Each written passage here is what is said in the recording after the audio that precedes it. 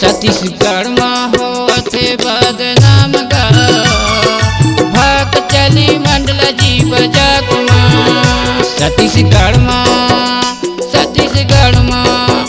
छत्तीसगढ़ में होते बदनाम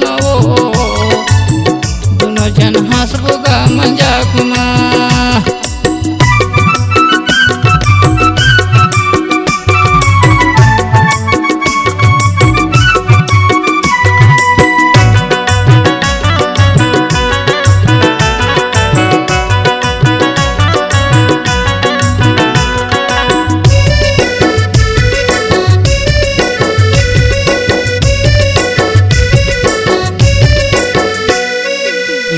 के बाजार माया बेबो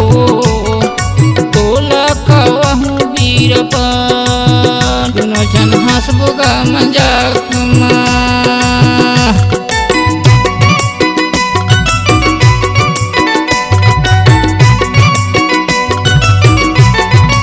रूस के बाजार माया बेबो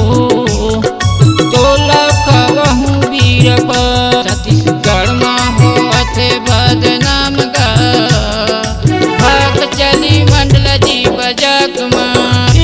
गोरी दोनों जन हंसबुगा मजाक गोरी दोनों जन हंसबुगा मजाक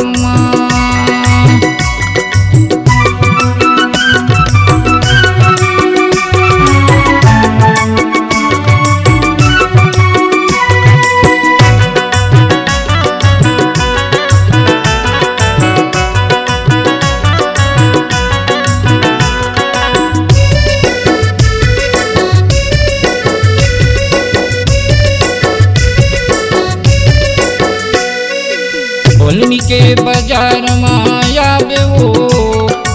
तोला कहूँ कलमिया होलमी के बाजार माया बेवो तोला कहूँ कलमिया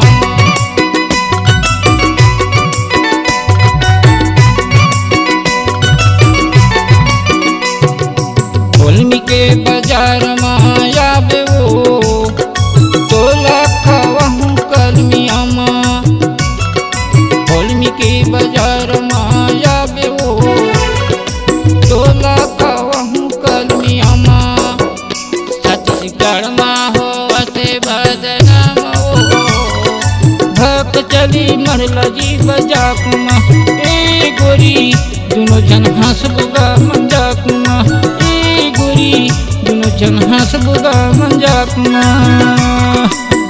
दोनों जन हंसबुगा मजाक